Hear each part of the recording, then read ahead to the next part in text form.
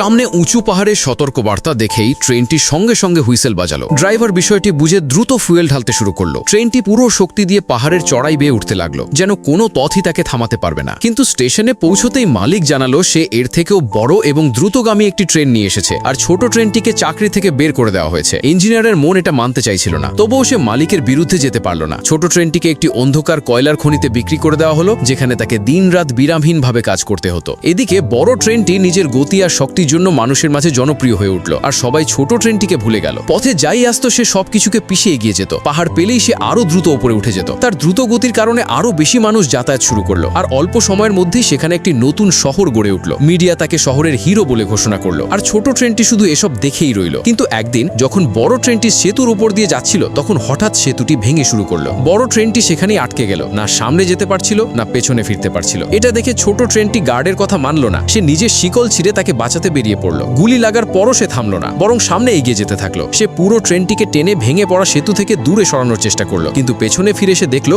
বড় ট্রেনটির সামনের অংশ এখনো আটকে রয়েছে। তখনই ইঞ্জিনিয়ার সেটিতে ফুয়েল ভরে দিল, আর সেতু পুরোপুরি ভেঙে পড়ার ঠিক আগে সে নিজের সমস্ত শক্তি লাগিয়ে বড় ট্রেনটিকে বাইরে বের করে আনলো এবং সবার জীবন বাঁচিয়ে দিল।